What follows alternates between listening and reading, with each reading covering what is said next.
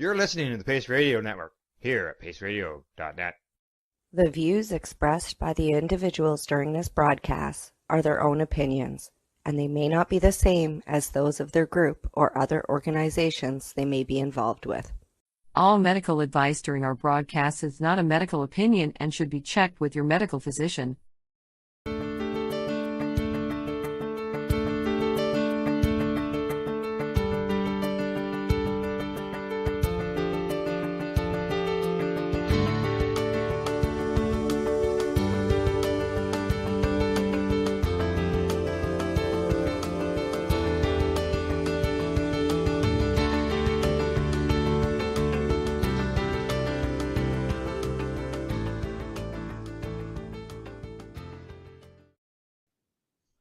Hello and welcome to V.A.C. Roundtable number 34.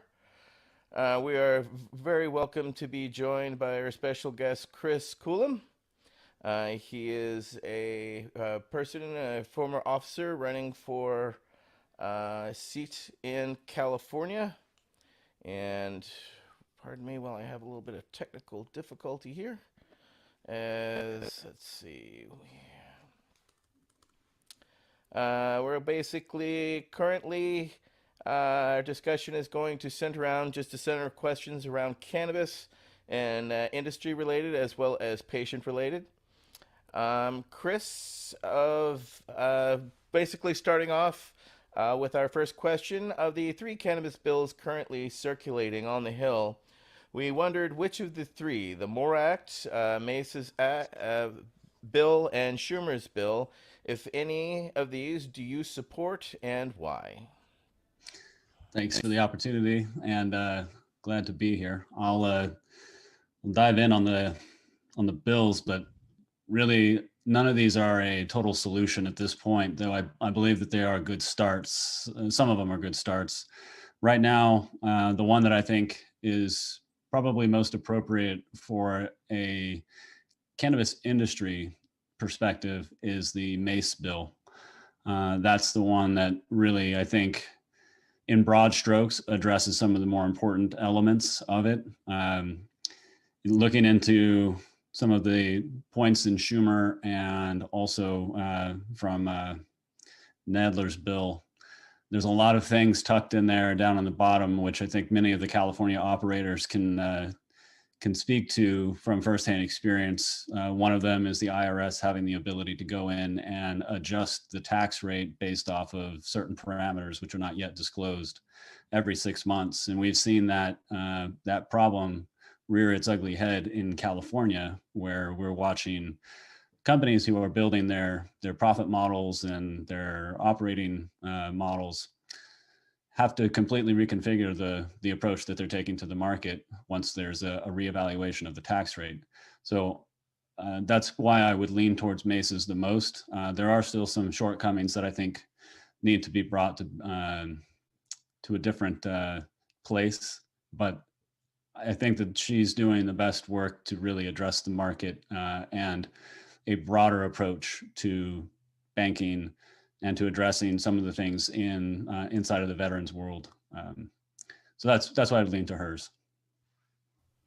Thank you very much. I'm a California operator myself, so nice. Keeping an eye on things is something that is specifically needed, as well as to see what actually transpires, because Schumer hasn't given me much faith, in watching the MORE Act continue to come up and die is only becoming a frustration, as most people are suffering from misinformation. They forget that it has to go through actually two houses, to be the House and the Senate, and then it gets signed, whereas unfortunately some of these bills are just going somewhere to die outright. Yes. I will turn this over then to question number 2 to Brian Buckley. Welcome, council member. Thank you, and thank you, Chris, for joining us. It's really an excellent opportunity to speak with you. My pleasure. The question that we have is, what do you see as the opportunity with cannabis legalization, and what is your vision?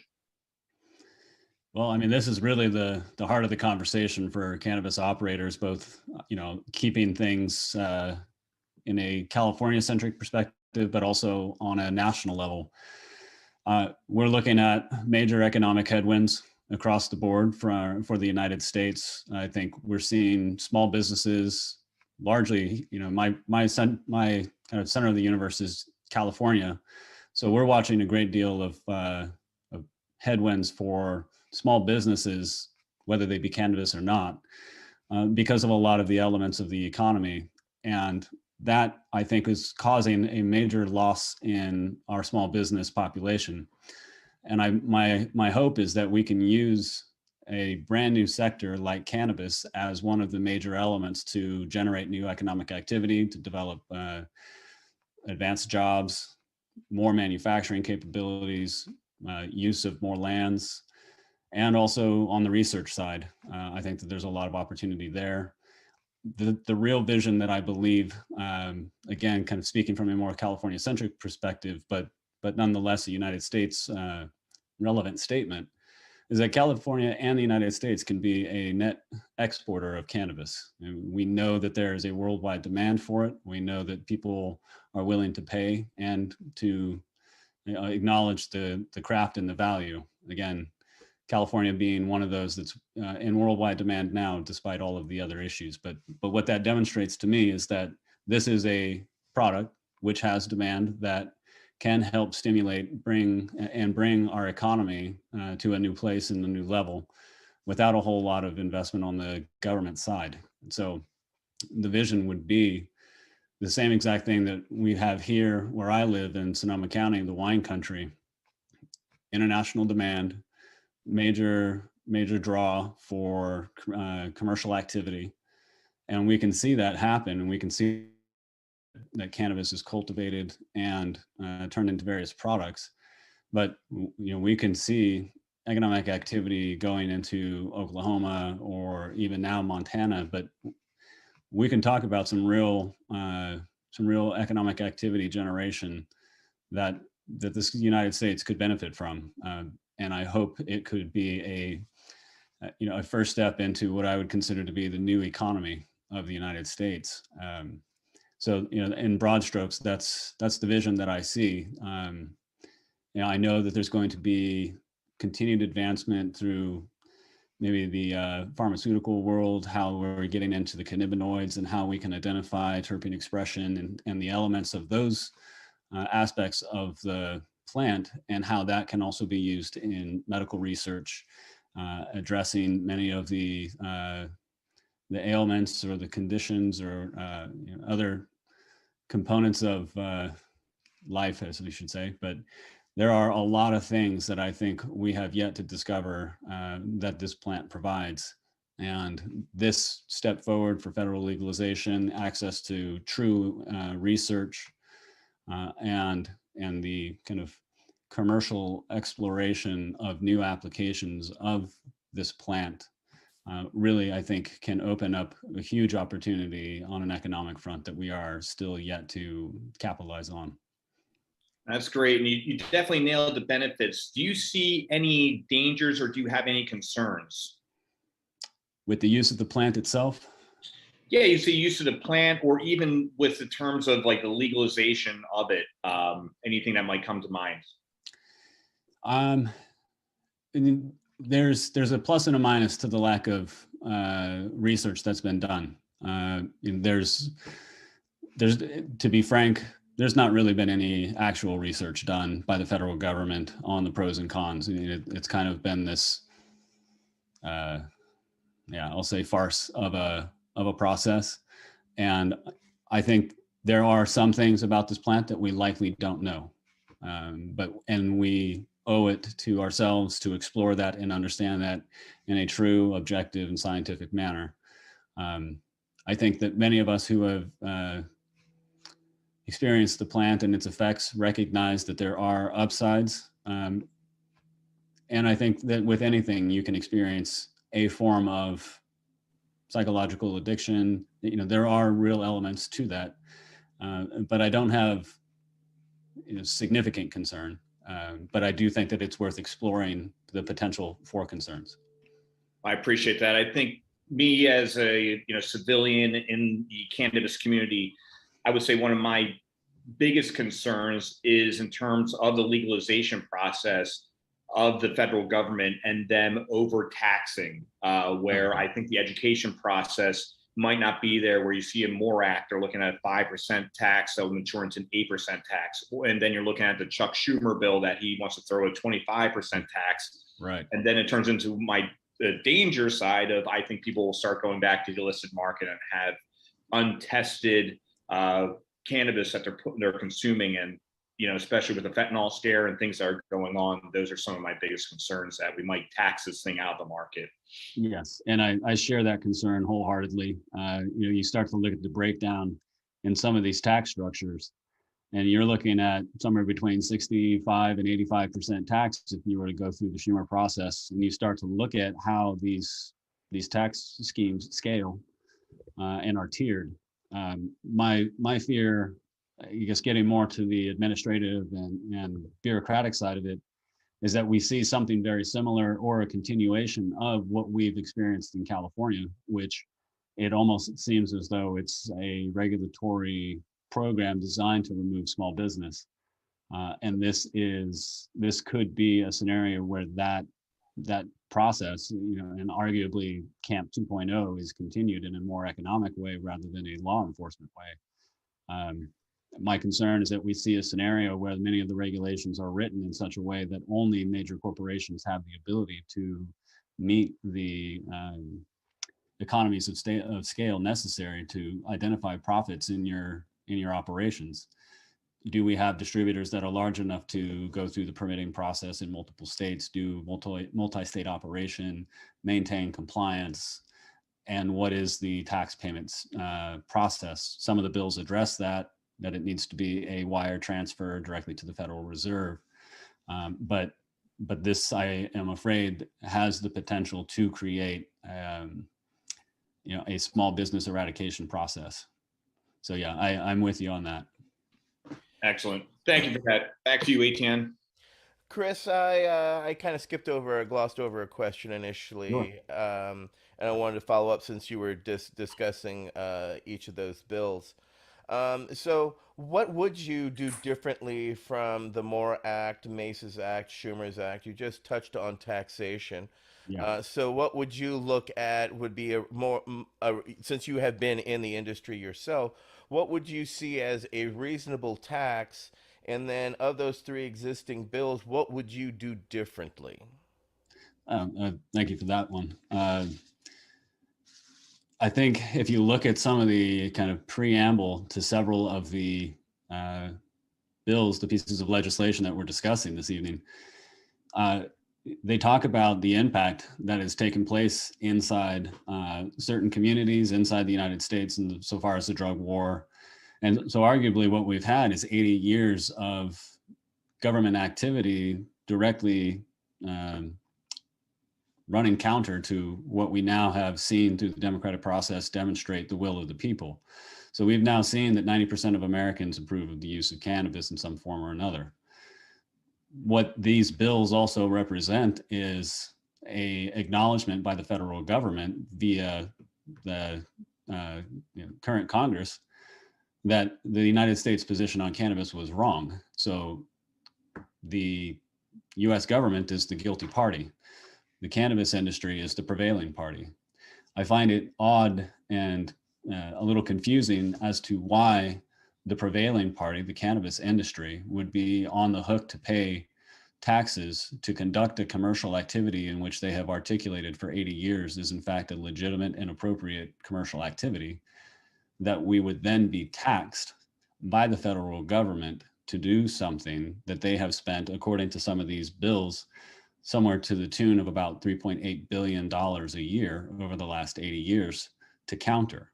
So why is it that the prevailing party is going to pay taxes to the guilty party so that the prevailing party can conduct the activities that has now been proven to be legitimate?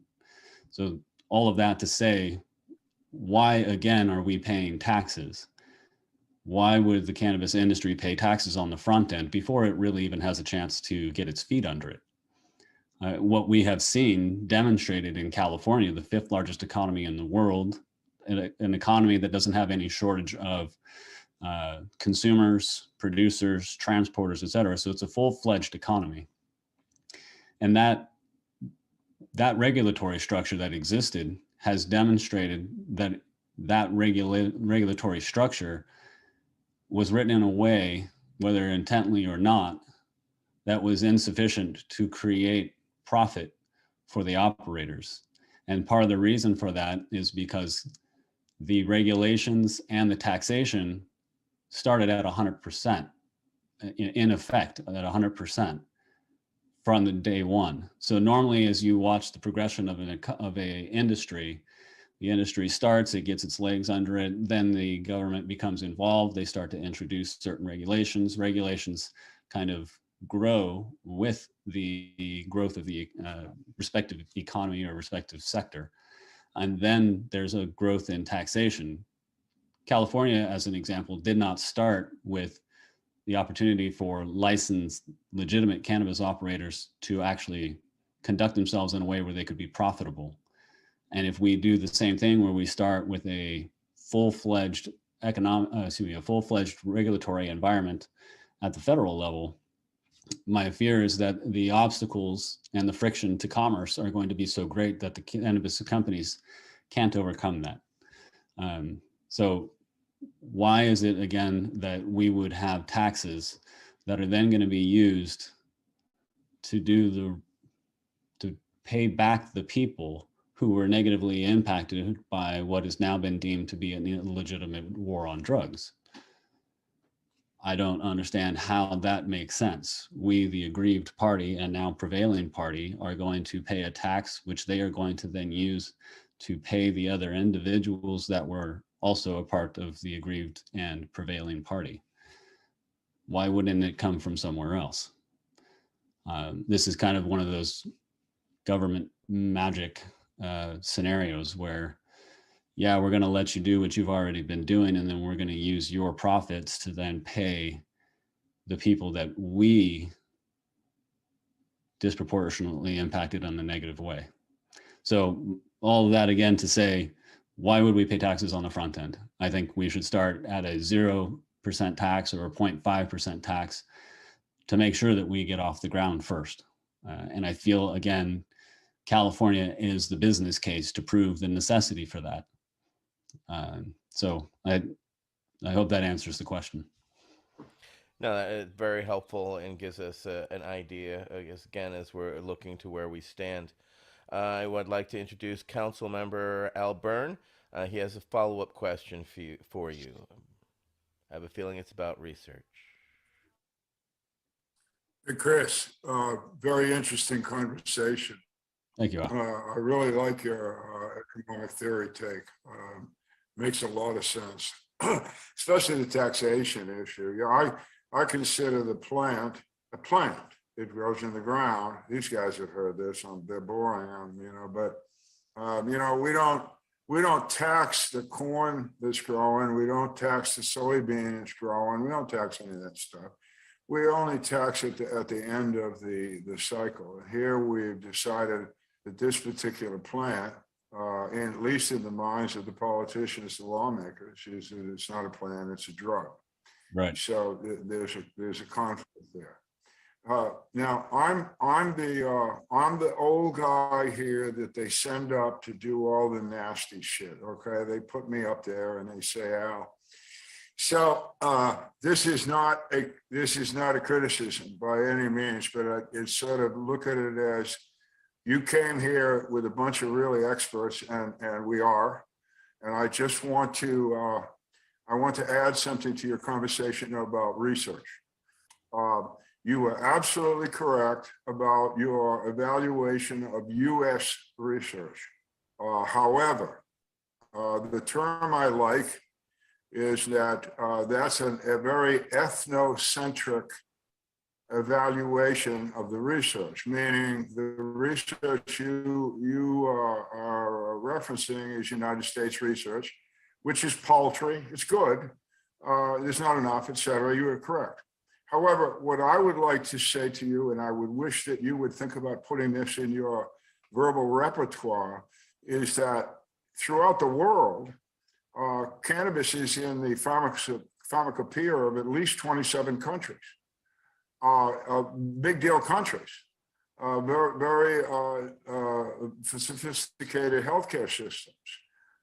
The cannabis drugs that are created, for instance, in Great Britain, called Sativex is the brand name, is distributed throughout the entire European continent by Merck, the fourth largest pharmaceutical company in the world.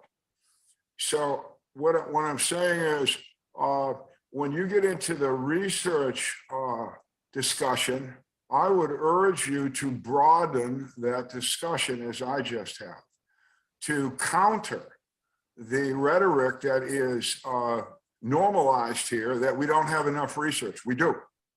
We do. In the world, there's plenty of it.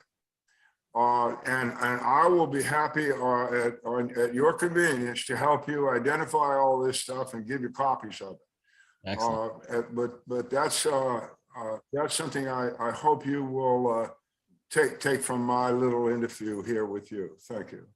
Thank you very much. That is illuminating. So, and I agree wholeheartedly with that I think reconfiguration of perspective for me.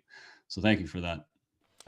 Yes, and Chris, thank you for talking about taxation that way. I was the test case for taxation for the state of California back in the day, because I also own and operate the oldest dispensary in the United States, continuously operating. So we were railed by the tax department because they wanted to go after everybody else. And I had the former head of back then the BOE, not BOE, the taxation board, and basically he was my lead counsel, and in the end they just told me, you're gonna shut up and take a dive because we want access to that tax money. So you know, I think exactly what you stated is a real thing that people have to understand, that California is currently should be looked at as a test scenario of how not to be in that resolve with taxation, whereas we're seeing Oklahoma do just the opposite and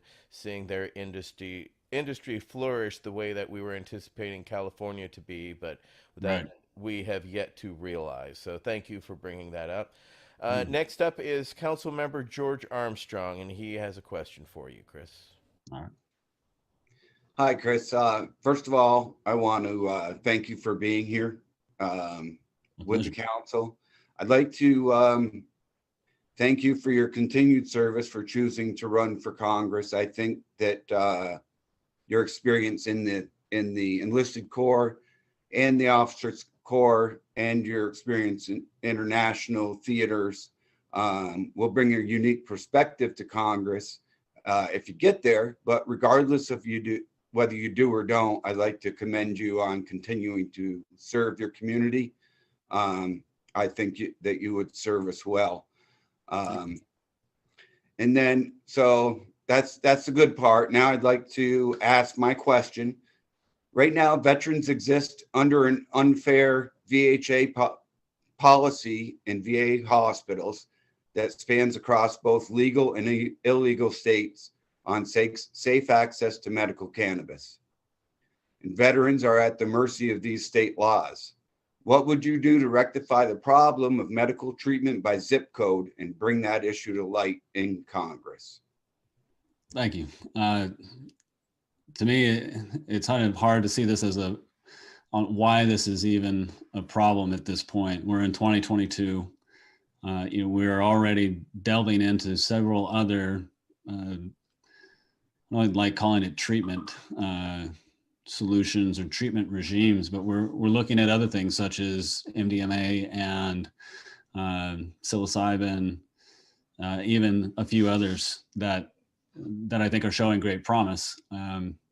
So to me, it's almost anachronistic that we're still sitting here talking about whether or not we could access cannabis for veterans. And, kind of touching on what Al talked about earlier is we're not looking at the total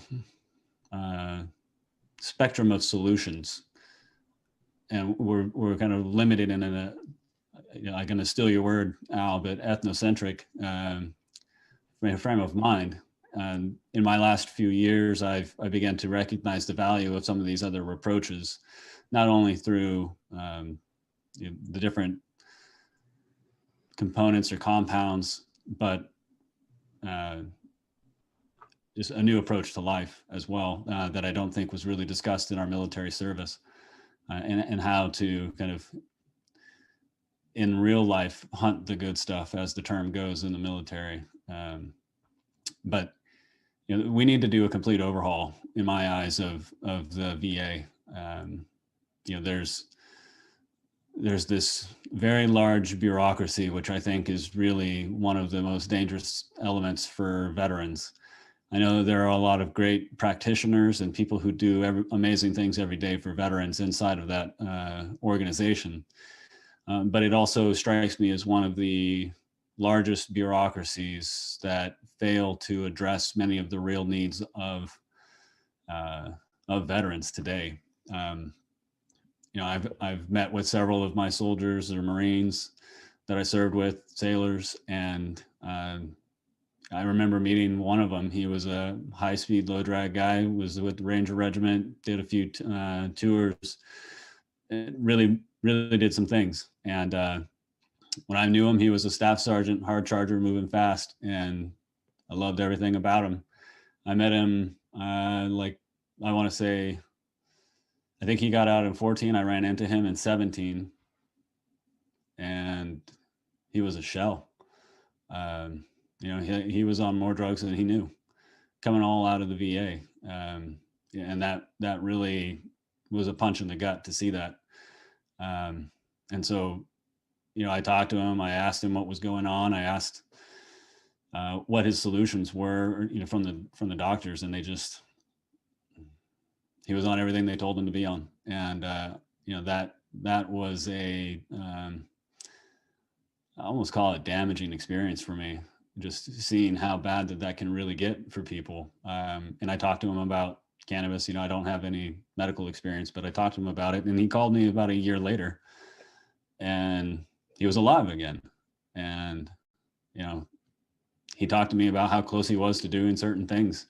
And, I don't think that it was it's not a simple story, but I think he did a lot of personal growth in the time. But I think that veterans need to step up. I think we need to take another look at how it is that we exist inside of the American political system.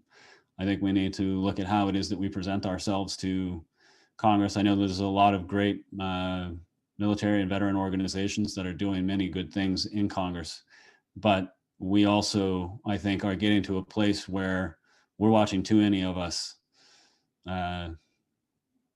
get off the battlefield for no good reason. They talk about how 22 kill themselves every day, but I think that number is far higher. I've seen studies that show it's closer to 35%. And sadly, I think 35 per day. And I think that number is closer to reality, but I don't think that number is even correct. And, for some reason that you're not supposed to talk about that, but I missed that memo. And, I think we're seeing really that we need to, both as Americans, as veterans, as people who have sworn themselves to the Constitution, we need to re-engage ourselves in the dialogue and the discourse of America. And we need to make sure that we are representing ourselves appropriately. I mean, you look back at Congress 120 years ago, the overwhelming majority of Congress were veterans. I think it was 90-something% of all members of Congress, regardless of party, were veterans. You look at it today, and it's the exact inverse of that. It's 10-12%, and maybe it's correlation and causation, but I think part of what we are failing to do is take care of ourselves. And I want to step in, be a part of that loud and aggressive conversation to address it. And I don't believe that there should be some sort of zip code restrictions. I think if you're a veteran, many other things that I think, but one, I think if you are inside of the care of the VA, you should have access to cannabis. I think cannabis should be a covered medicine. I think that it should be a medicine provided to you wherever you are in your state. whatever state you're in, because it's federally administered medicine. But that would be one of my major priorities, making sure that veterans get direct access to cannabis, regardless of their location. So I hope that answered the question, but I'm happy to further. Yeah, so real quick follow-up. I want to touch on a few things. First of all, we are happy to talk about those 22 a day and those we lost on the battlefield and back home. Speaking to them keeps their memory alive. So I'm glad you brought up the soldier that was struggling. And then kind of back to what Al was saying about educating you, I'm going to stand up for the VA in this current situation. One of our council members got them change their policy back in 2010. It did take them 12 years to actually put out that video that OPSEC video that came out a few weeks ago explaining that. But that's explaining the policy that I asked a question about. So we still have 13 states that have no medical programs. If you're a 100% disabled veteran and you live in one of those states, you don't have access to it. And the VA is restricted on their policies by what the federal government does, right? So, and honestly, this falls squarely at the feet of Congress, and that's the only place that it can be fixed. And the real only fix is to reschedule it to schedule, at least down to like Schedule 4, so it's a major lift. But I just wanted to give you the cheat answer to that question, because it really is. You can't put it at the feet of the VA. They're doing everything they can. They can't offer those people in those 13 states to break the federal law. They're a federal organization, So, so I just want to add that, please, Chris. Okay, and then I wanted to clarify. You said that 13 states don't have access to VA services. No, to medical cannabis access because of the laws. We've got medical cannabis laws in 37 states, so therefore they can talk to their VA, and their concern is those people who are in those 13 states who need access and don't have access. So got it. Okay, thanks for the clarification. I was not aware of that. You're listening to the Pace Radio Network here at paceradio.net. Limestone City Hydroponics is Kingston, Ontario's hydroponics shop. Take your growing to the next level and create the optimal environment with a tent kit, or maximize your yield with an ebb and flow flood table kit. Either way, Limestone City Hydroponics has more sizes and options to fit your needs. Are you looking for the power of the sun that adapts to your budget? Then look no further, as they have professional grow lighting. They have indoor grow systems that are easy and cost effective, with many options to fit your living space and lifestyle. Cultivate your growing potential. We have everything you need to succeed. And if you can't make it to the store, they offer local delivery to the greater Kingston area. Remember, when you're looking for experts to help you grow, then look no further than the locally owned Limestone City Hydroponics, 105 Sunderland Drive in Kingston, Ontario. Call them at 613-548-0420. Are you looking to get your medical cannabis grow license? Limestone City Hydroponics can help patients through the process of obtaining their license to grow medical cannabis. What's that? You don't have a doctor? If you meet the medical criteria, Limestone City Hydroponics has a nurse practitioner who can assess and provide medical cannabis prescriptions. What are you waiting for? Contact Limestone City Hydroponics at limestonecityhydroponics.ca or call them at 613-548-0420. What do you find at paceradio.net? People advocating cannabis education.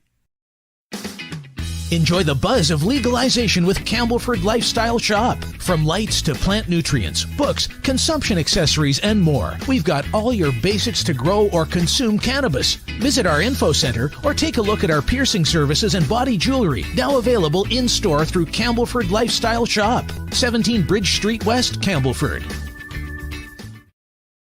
Cannabis Cannabis edibles are an effective way to manage pain and other ailments, especially when you deal with your trusted partner, Legacy 420, in Tyendinaga Mohawk territory. You see, we lab test every product on site to ensure proper dosage every time, which is critical when consuming cannabis edibles. All Legacy 420 edibles are made by our classically trained baker and chocolatier, and we also have super tasty vegan options. Our baker has been in the industry for 25 years. She's also a chocolatier. Everything from savory to sweet, your chocolate bars, brownies, butter tarts, you name it, we make it.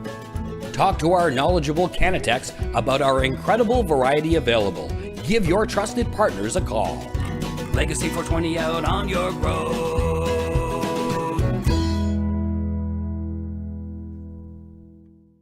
You're listening to the Pace Radio Network here at paceradio.net. So that's the frustration that we follow, in the sense that why we're organizing. We came together as a group over as a buddy check, just checking in on each other as veterans, and then we realized how powerful we were together.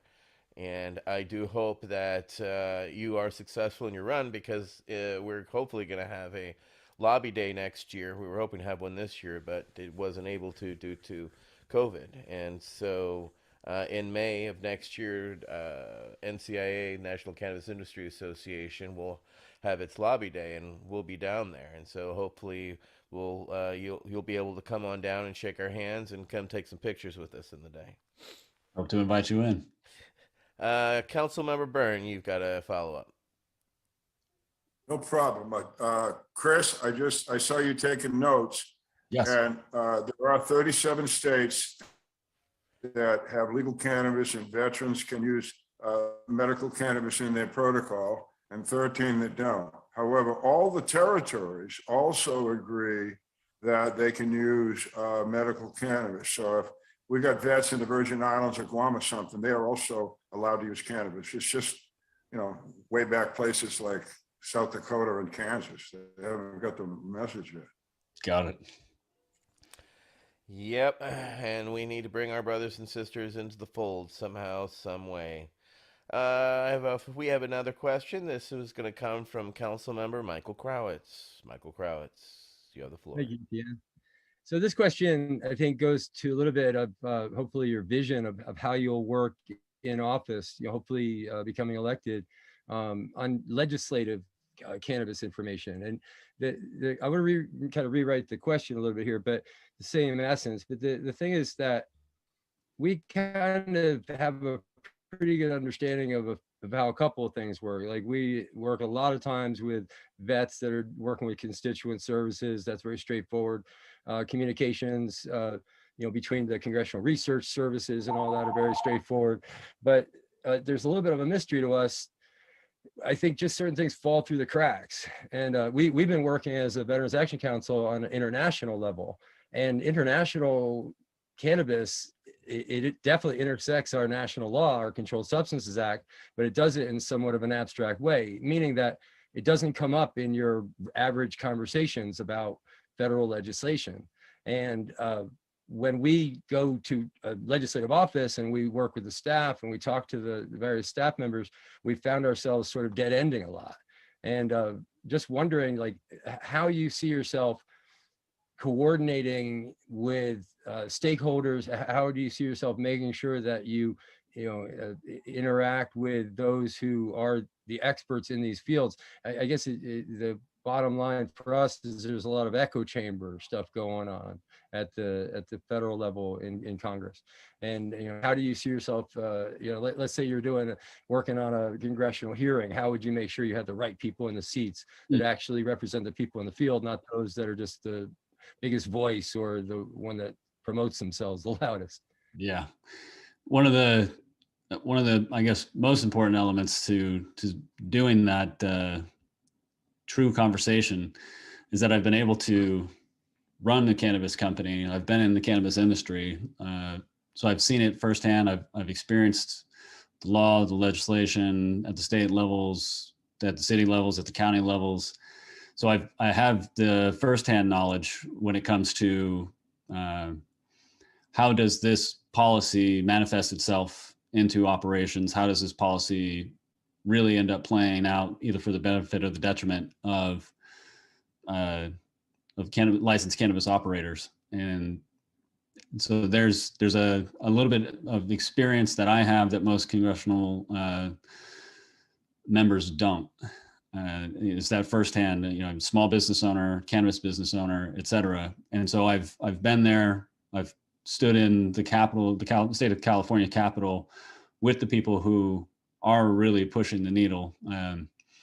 I've worked with a lot of the nonprofits that are on the ground, the trade associations that really got a lot of things to move. And so I've been able to meet the people or at least many people who I believe are the kind of, at this point, the silent movers that don't have the millions of dollars and the big names and stuff like that, and these silent movers,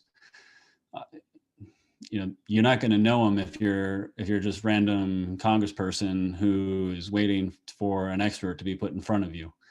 So I guess my point is, I get firsthand experience. I've worked with many of the people, at least at the California level, and I reference California, one, because it's my firsthand experience, but two, it's the closest example of regulatory environment at a, call it relatively national scale, that allows me access to people and knowledge of the existence of people who are really informed on this. The Humboldt County Growers Association is a phenomenal organization.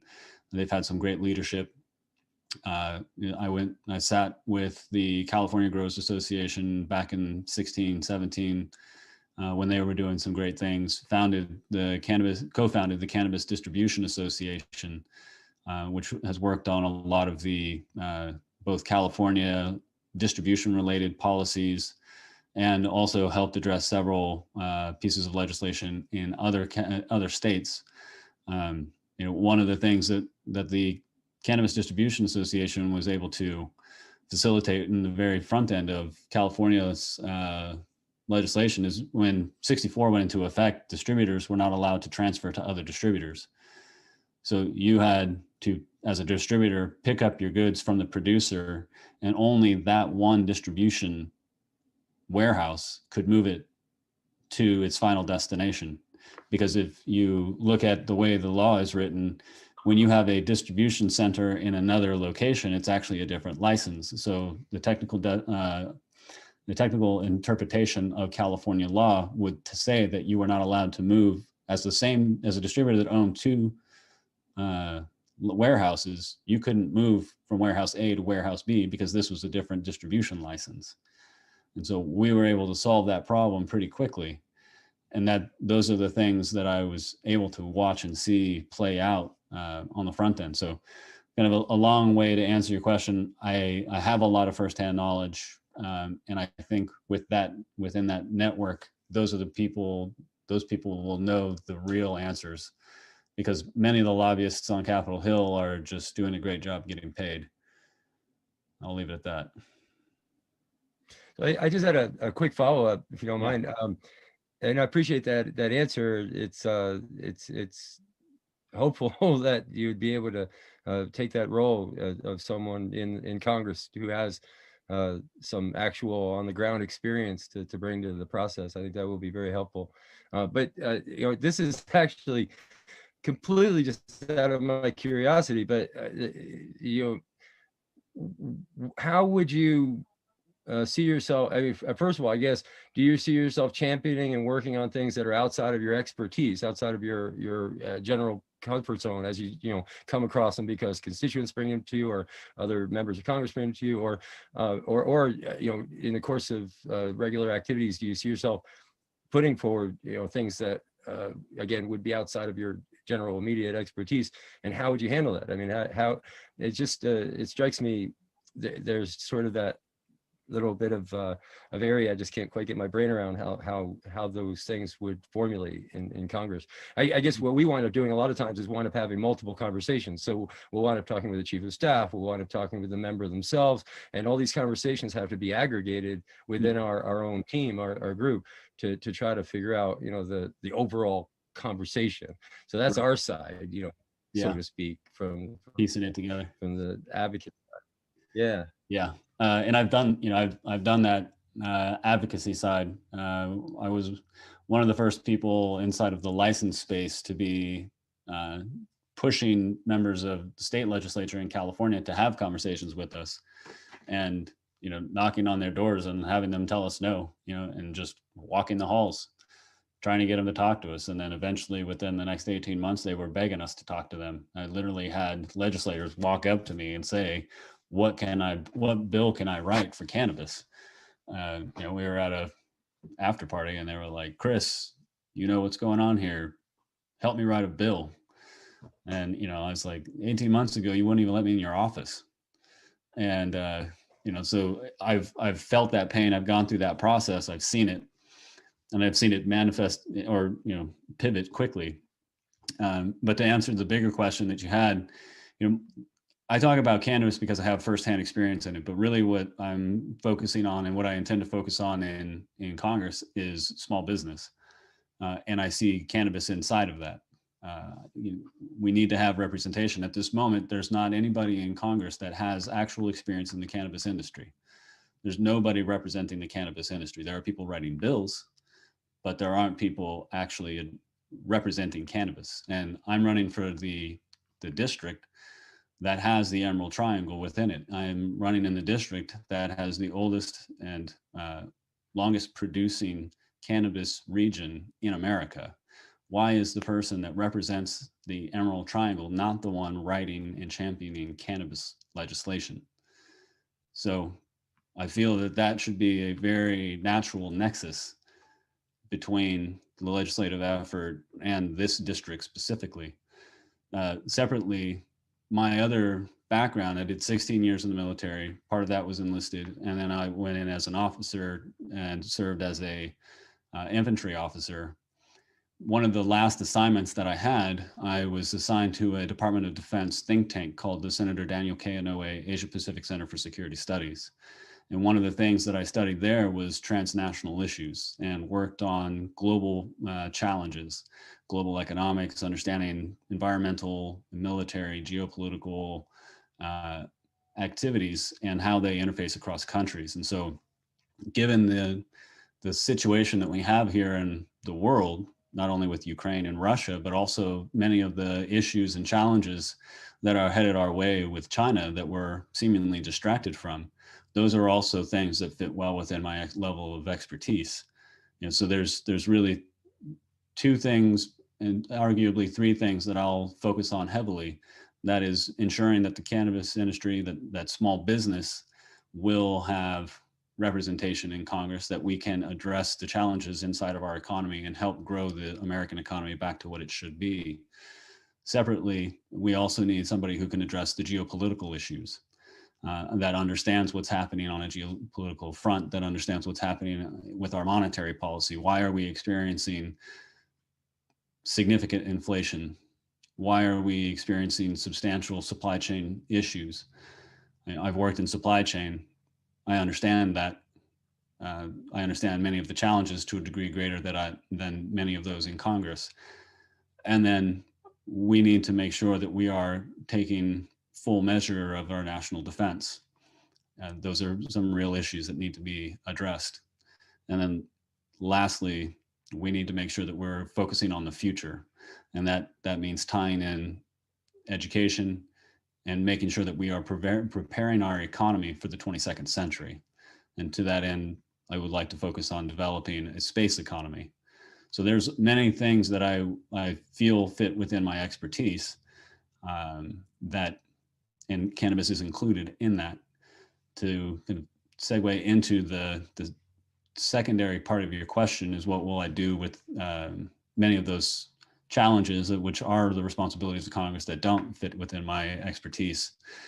And, having learned what leadership is from the very bottom, being an E-nothing, being responsible for my weapon, and that's it, to taking care of an organization of 200 people and leading that organization, or facilitating operations for an 1,100 person operation.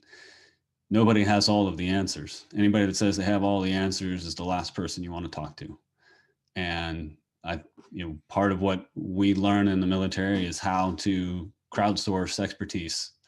And that is exactly what I would continue to do. And there are a lot of things that, one of the things that I want to focus on, particularly for this district, is addressing forest management, firefighting, preparation, because kind of one of the major issues that we're facing in California is a 1,200-year drought. This is the worst drought we've had in 1,200 years. We need to address water storage. We need to address firefighting. We need to address water security.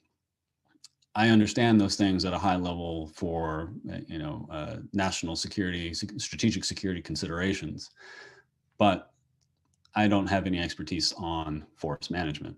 So it's knowing who those those members are with expertise, and then having the ability to very straightforward, because I think we're out of time to really play these political games that we've been playing for 40 years that landed us where we are today, where we just have compounding environmental and economic issues. So we need people who are keen leaders who know how to look at somebody who is there to offer support and say, you either have it or you don't have it. And if you don't have it, you need to go. And we need to find somebody who does have it. And, we play too many political games. And I think part of that is why we are where we are today in America. And to be fair, or to be frank, we're on a bad path. We are not on a good path in America. And I think it's because we're taking this too lightly. So to answer the question specifically, I'd find the experts. I'd find the people who know who those experts are. And I would very directly leverage their knowledge, because I think the real value of a congressman is the ability to put the people who know what they're doing in the right places and give them the authority and get out of their way, just like the government should do with business. Get out of the way. Right on. Thank you. That was a good Certainly. response. Next up is our last question is Council Member Al Byrne. With a question that's been answered, you have addressed essentially what my question was. The only thing that I would ask you to,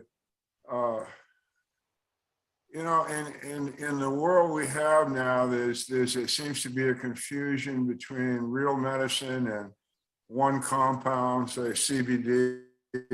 It's a compound of a big plant that has 300 compounds, and then we have the hemp issue, and then we have recreational cannabis, and somehow over my years it has been developed that we have these three tentacles of the plant, and I had a lot to do with them doing that. But now that it's been done, it's confusing to the average human being out there. And I wonder if you and the guys that you have worked with in the past as industry have discussed how to make this triumvirate have its own, each particle have its own talking points, if you will. Has that ever been really discussed within your experience in California or beyond? And to make sure I understand it, you're saying delineating between hemp, CBD, and THC, or I want to make sure I understand the question fully. And recreational as opposed to medical, as opposed to hemp. I mean, the press seems to just interface this like it's all the same, and of course it isn't.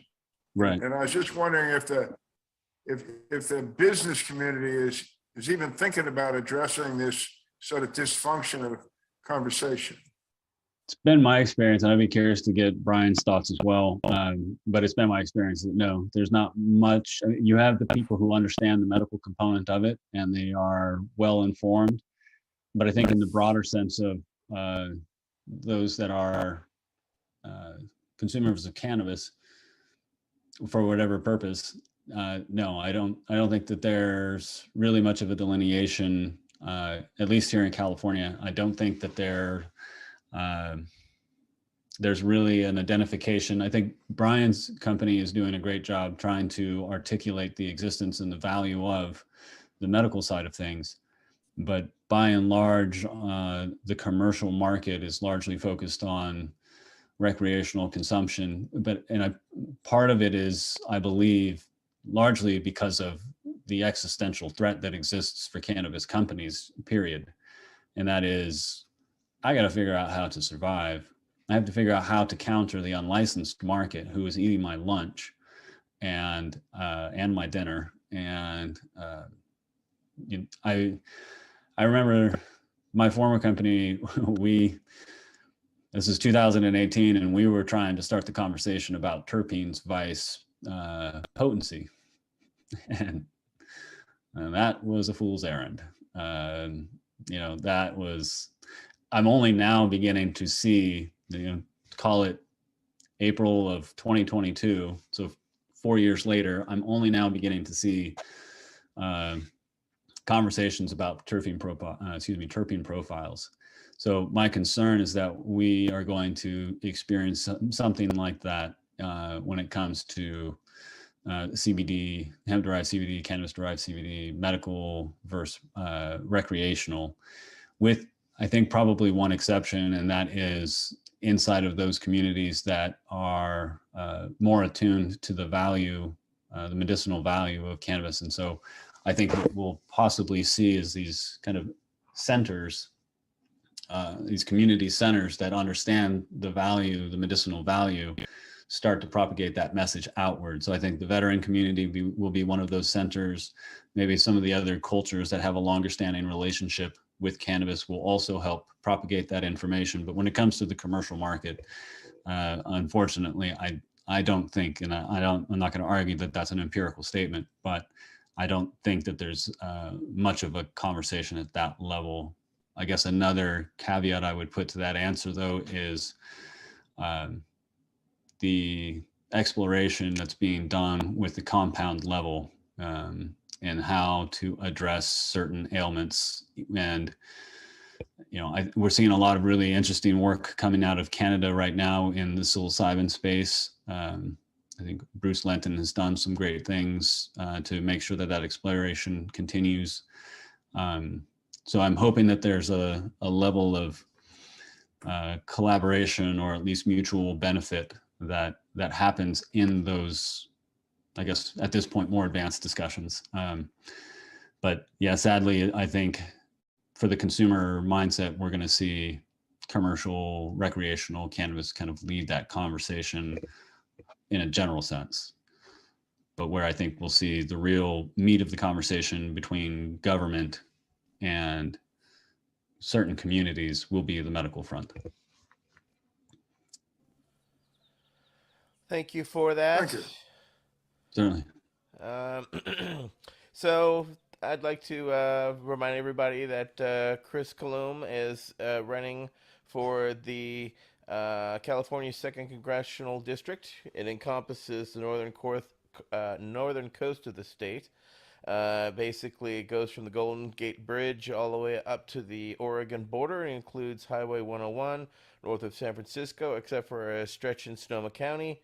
Consists of Marin, Mendocino, Humboldt, Del Norte, and Trinity counties, plus portions of Sonoma County. So, Chris, I'd like to thank you for joining us today, but I would like you to finish by telling us about why you're running and give us your platform. And to plug you real quick, for anybody who has any questions or would like to support Chris, please go to chris2congress.com to find out more and find ways how you can help Chris out.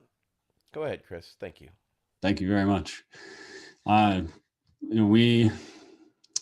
We can see what's happening in the United States right now, and it's, I think, particularly poignant for veterans today, which is one of the reasons why I'm standing. Is we're watching partisan politics tear this country apart.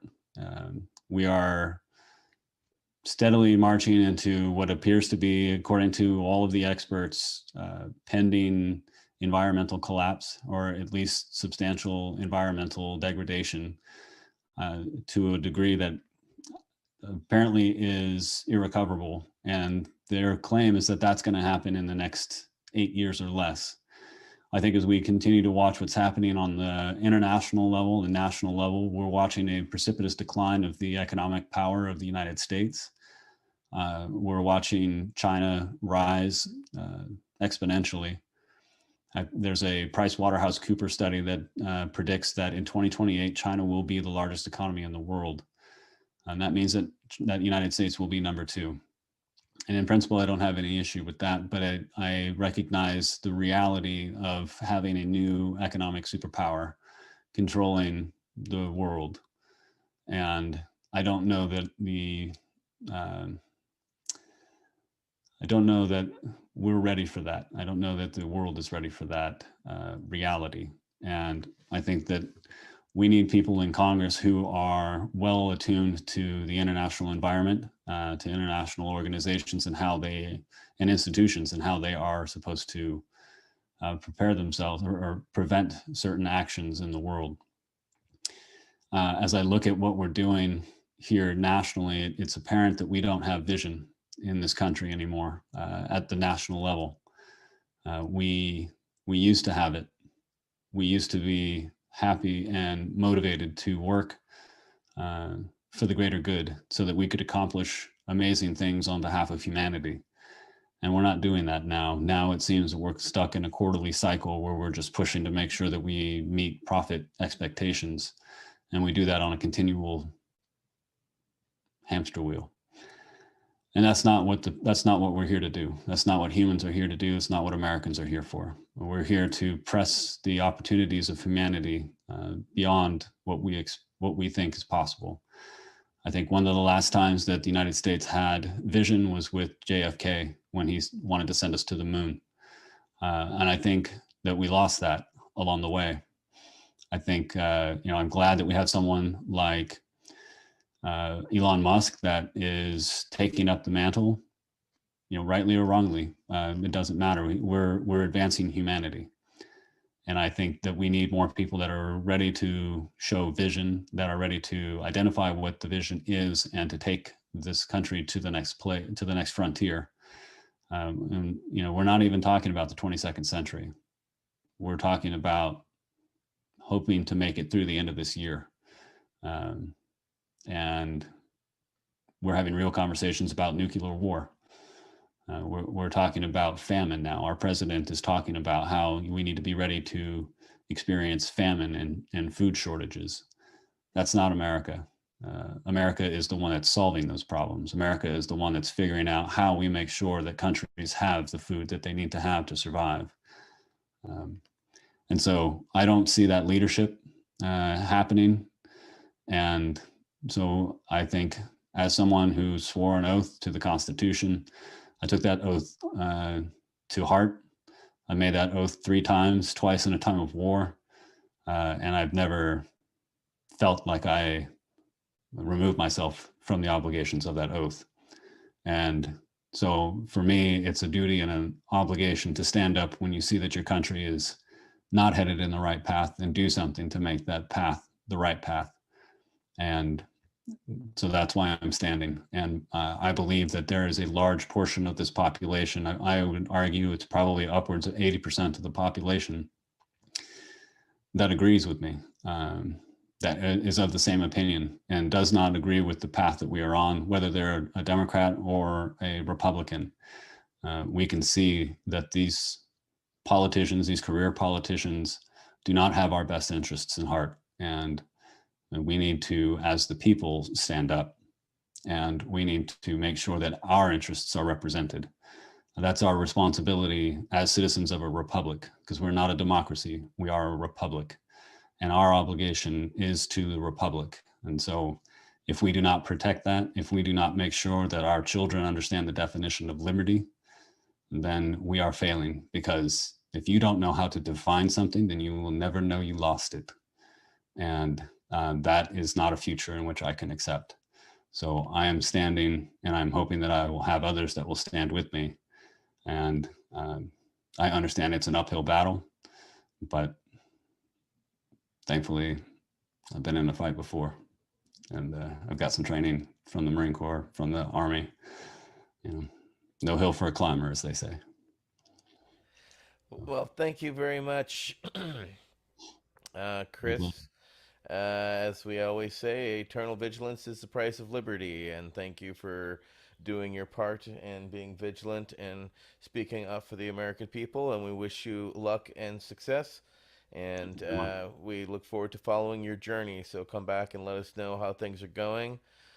I would like to thank our council members, Michael Crowitz, Brian Buckley, Al Byrne, and the George Armstrong, Michael Crowitz, myself, Etienne Fontaine, and of course our special guest, Chris Coulombe.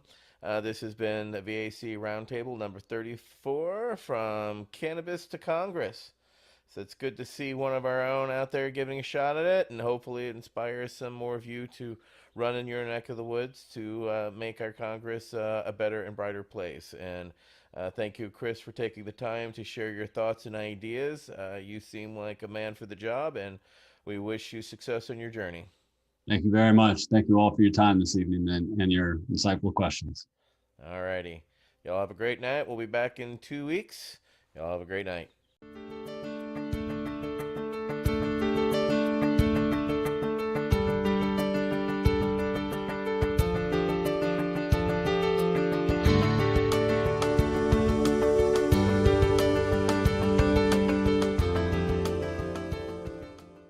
You're listening to the Pace Radio Network here at paceradio.net.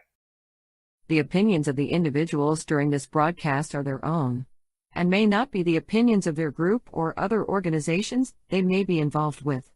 All medical advice during our broadcast is not a medical opinion and should be checked with your medical physician. When you have a pain that's reached its peak, Legacy for 20, it's so unique. If organic cannabis is what you seek, here's your trusted partner 7 days a week. Suppository salves, vapes and drops, topicals, edibles, infused pop. Just when life seems like it ain't easy, at Legacy 420, enjoy a pop freezy. Lab-tested products, make them the GOAT. Legacy 420 out on your road. Legacy 420 in Tyndall Mohawk territory. Indigenous organic cannabis at its finest. Enjoy the buzz of legalization with Campbellford Lifestyle Shop. From lights to plant nutrients, books, consumption accessories, and more, we've got all your basics to grow or consume cannabis. Visit our info center or take a look at our piercing services and body jewelry, now available in-store through Campbellford Lifestyle Shop, 17 Bridge Street West, Campbellford. Limestone City Hydroponics is Kingston, Ontario's hydroponics shop. Take your growing to the next level and create the optimal environment with a tent kit, or maximize your yield with an ebb and flow flood table kit. Either way, Limestone City Hydroponics has more sizes and options to fit your needs. Are you looking for the power of the sun that adapts to your budget? Then look no further, as they have professional grow lighting. They have indoor grow systems that are easy and cost effective, with many options to fit your living space and lifestyle. Cultivate your growing potential. We have everything you need to succeed. And if you can't make it to the store, they offer local delivery to the greater Kingston area. Remember, when you're looking for experts to help you grow, then look no further than the locally owned Limestone City Hydroponics, 105 Sunderland Drive in Kingston, Ontario. Call them at 613-548-0420. We are people advocating cannabis education here at paceradio.net.